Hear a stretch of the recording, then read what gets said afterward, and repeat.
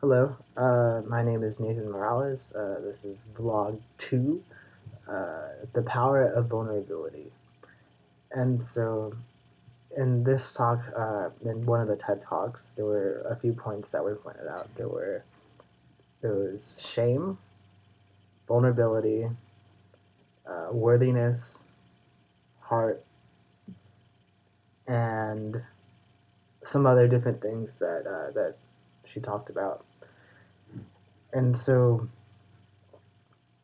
she went on for about 20 minutes talking about what vulnerability was, the different tests that she had, her different years of research, personal experiences, friends' experiences, things of that nature, how she had a therapist talk to her after she had a breakdown, realizing that she can't fix everything, something along those lines.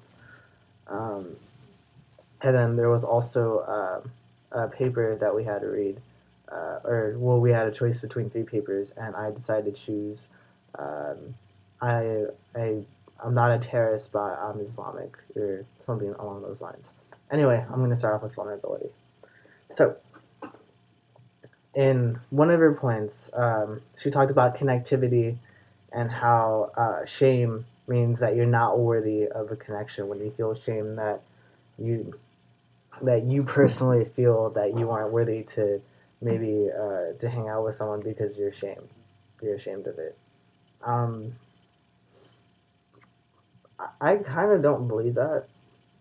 I don't think it's a shame in terms of I'm not worthy to be your friend, or I'm not, or I'm ashamed to kind of be here. I think it's more of I don't like that person, or it can be. I may be wrong, but at least in my experiences, it's more of like because you're here and I'm here, then I can't be with you. I'm ashamed to be with you. There's shame of that sort of connection that's there.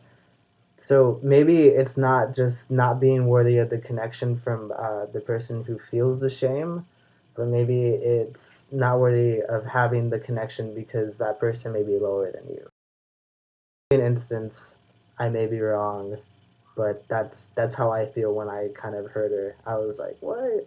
Yeah, in a sense, not worthy of connection, uh, but it could also be that the person's self-esteem is too high, and they're kind of jerkish, and they're like, I don't want to hang with you. You're lower than me. You're not good enough to be with me. I'm ashamed to be with you, and so they don't feel vulnerable enough to hang out with that person. And then it comes vulnerability comes down to worthiness, whether they feel love and they. I also think that a different side to that too, because in order, at least in my opinion, in order to be vulnerable, you can't you can't care you, and it may not be because you know that you're gonna feel love and piss off some people. Some people won't like what you're gonna do, and so um, they belong to that group because they might piss them off. But it's a matter. It could be a matter of not caring about whether they do or they don't, and that doesn't mean that they have to feel love or belong. It means that they just don't have a care in the world. Um, a very different example that isn't really a real world example, but it's a comic book example. The Joker. He don't. He doesn't care about anything. He's just loved or belonged. He's just gonna do whatever he wants. Vulnerable because it's vulnerable for him to get something along those lines, or basically vulnerable because he's putting himself out there and he can be arrested, things like that. And that's why, even though that in case that worthiness means that they feel loved and belonged, and that's why they can feel more vulnerable, and that's why they can be more vulnerable when they share feelings. Feel that she covered, which was there's other points that I do agree with.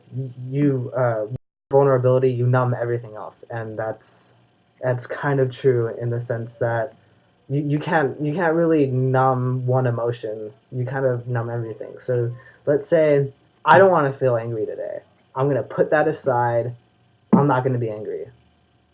Then it's kind of hard to feel happiness because at some point you're going to be focusing on not being so angry that you kind of hit this melancholy.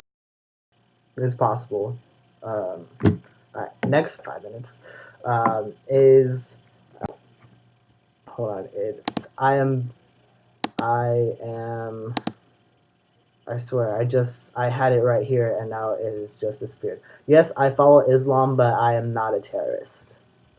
Now, there were two other readings that I read for my Red 21 class, and one body, and it was this book right here, Readings for LSU Writers, and she wrote Reppin' Islam, and then there was another reading that we had.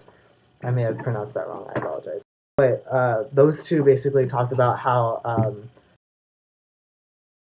because they kind of wanted to get away from being so Americanized, but then they couldn't be um, too much into the culture, and it was just kind of a mixture of having two different personalities in the sense because they have two different cultures that they have to rely on, and they talked about how there's a lot of different misconceptions about Islamic people, how they're all terrorists, which is not true, um, and how messed up that kind of was, and the different preconceived notions that it may not just be, it's not the religion, it could be the culture of the people there, but they're just repping basically their religion, which is kind of like I may be I may be Islamic, but I'm not a terrorist because there's a lot of different, as I said before, there's a lot of different misconceptions, and um, even though she is Islamic, that does not mean that she's a terrorist. There's just a lot of different cultural things that people have misconceptions about that they feel that it's in the religion and therefore they're terrorists, which is not cool and it's not even really well. It's kind of funny, but it's not really funny. Anyway, point being, I'm at 8 minutes, so I'm gonna kind of stop myself here. As I said before, my name's Nathan Morales, Power of Vulnerability, and I may be Islamic, but I'm not a terrorist. Has been covered in this talk today. Thank you.